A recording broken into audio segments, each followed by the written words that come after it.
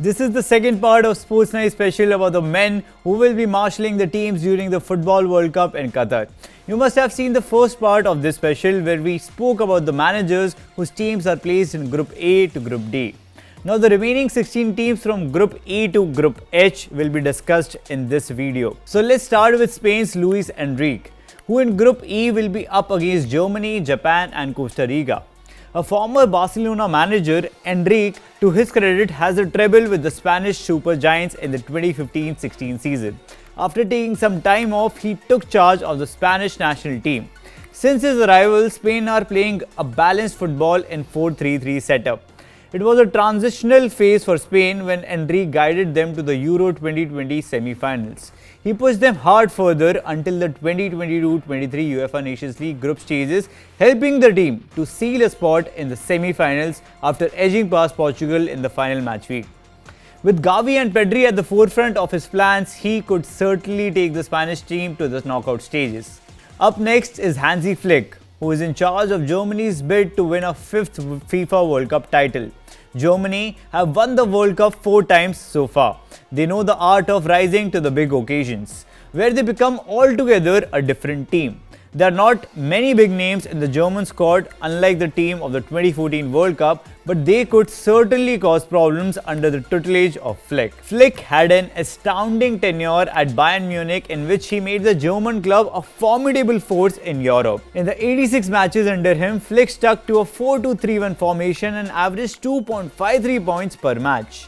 Just for clarification, the average points are derived from the 3-point allocation for winning a match. The 2.53 average is a testimony of his brilliance. His tactical strategies can allow Germans to stun their counterparts. Hajime Moriyasu in charge of Japan. Moriyasu is a former Japanese league player who spent 14 years at the Sanfrecce Hiroshima. He has now taken the reins of the Japanese national team. He has experience in different areas, having managed the youth team as well in his career. Moriyasu led the under-23 Japanese team in the 2020 Olympics. More so, he also has the experience of the World Cup as he acted as an assistant to former coach Akira Nishina. The 54-year-old comes into the World Cup after losing to Qatar in the 2019 AFC Asian Cup final. Costa Rica next, whose manager Luis Fernando Suarez has done everything he could in the South American region. The Colombian has coached 6 Latin American nations. Beginning with Ecuador, he moved on to Colombia, Peru, Honduras, Mexico and now Costa Rica. He had guided Ecuador to 2 consecutive World Cups. His team also went on to the second round in the 2006 World Cup after an emphatic performance in the group stages. Group F analysis begin with Belgian manager Roberto Martinez. The Spanish manager has failed to bring the best out of the golden generation of Belgium. The advancing age of the players could be a disadvantage for him in the coming World Cup. More so, Lukaku hasn't got a lot of game time in the first half of the domestic season, which could hurt his plans. Belgian fans would be hoping that he could get the best out of Kevin De Bruyne. The 49-year-old prefers a 3-4-2-1 setup in which he led the side to the semi-finals of the previous World Cup. All eyes will be on the golden generation, but it remains to be seen whether they can make it to the top or not. Zlatko Dalic will be managing Croatia. The successor of Ante Kakic, Zlatko Dalic had led Croatia to the second place in the 2018 World Cup.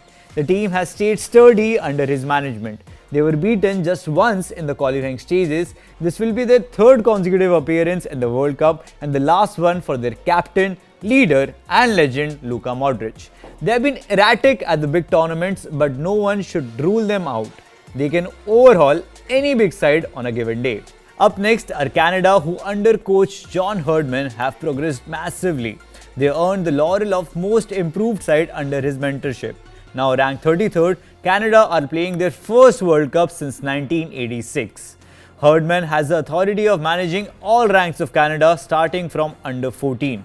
Looking at the upward trajectory of the manager, there's a lot of expectations from him at the World Cup. Walid Regragui will be managing Morocco. The manager understands the big task that lies ahead of him. He has shown confidence in his squad and promised the fans that it would be their agenda to get to the knockout stages anyhow. To put things into perspective for Morocco, allow me to read Walid's statement. He said, "The last time to submit the list is on Sunday. I have a project that will be done on short term. I am thinking of the World Cup because it is the closest.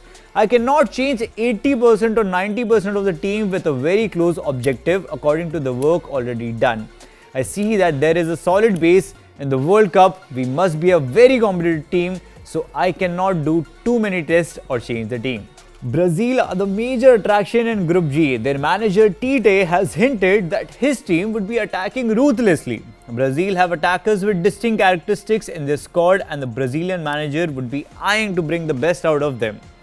Tite in an interview has also promised that there would be opportunities for all Brazilian forwards. He further added that whoever is in will be deciding the match. All have to be prepared. Every match might require distinct characteristics. This would be his second World Cup after taking charge of the team in 2016. The 61-year-old would be putting forward his best foot after his ignominious defeat to Belgium in the quarterfinals of the 2018 World Cup. Murat Yakin will be in charge for Switzerland. It was an extraordinary feat to top the World Cup qualifiers group, which consisted of reigning European champions Italy. Switzerland are one of the reasons why heavyweights Italy are not in the tournament. All credit goes to Yakin, who took over the side in 2021. He sent 9.3 kg of Swiss chocolate to the Ireland national team after they produced an upset against Italy.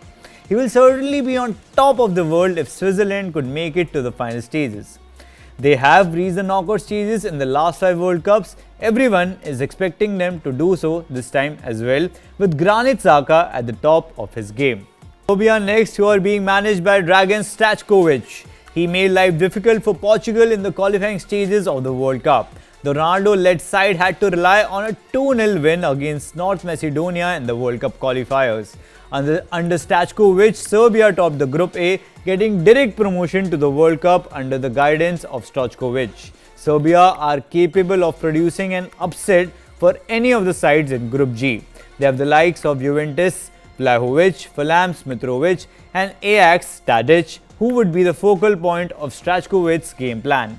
Up next, Tony Conceição, who as manager has led Cameroon to a third place finish in the 2021 Africa Cup of Nations. He has managed many clubs in Portugal, Romania and Saudi Arabia before taking the charge of the Cameroon national team. He has been in the business since 1999. With his experience, the underdogs of this group could benefit hugely. Players like Vincent Aboubakar could prove to be pivotal for him. Portugal manager Fernando Santos is the first name we are going to discuss in Group H. Santos has enabled Portugal lift their first ever major silverware in 2016 when they won the Euros. 3 years later, they got their hands on the UEFA Nations League, but they failed to make their mark in Euro 2020 in England. Santos has been in charge of the team for the last 8 years. He has certainly brought the best out of the team in this period. The 60-year-old has led Greece to the last stage of the 2012 Euros. His strategies are tried and tested, and being in the game for so long allows him to have an upper hand against his counterparts. With the likes of Ronaldo, Fernandes and Diaz in the starting lineup, Portugal would be a team to watch out for under Santos at the 2022 Qatar World Cup. Here comes a manager and a team who have been together for 16 years. Oscar Tabarez is in his second spell with the Uruguay national team. He guided them to a 4th place finish at the 2010 World Cup, won the 2011 Copa America and has acted as a revolutionary figure in Uruguayan football. The 75-year-old has received the laurel of FIFA Order of Merit, which is the highest honor awarded by FIFA. Under his management, the South American side could do wonders at the World Cup. South Korea next. South Korea has shown faith in Paulo Bento since August 17, 2018. He was hired as the national team head coach. 2019 AFC Asia Cup was his major tournament, and South Korea went on to play the quarterfinals before going down to the eventual winners Qatar. With Son in this squad, Bento would be aiming to run riot at the 2022 World Cup.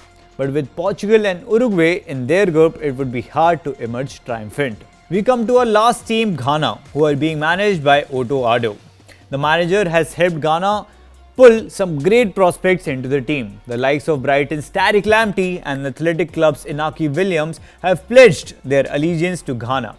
It was not easy for Ado to get these players of his choice. The German manager might leave his current role after the World Cup, but before that, he will be using his top-notch tactics to top this group. That's about it. The first two managers who would be up against each other at the World Cup are Qatar's Felix Sanchez and Ecuador's Gustavo Alfaro on November 20, 2022. And here on Sports 9, we will continue to live with you the excitement of the 2022 FIFA World Cup. This is Hardik Agrawal signing off.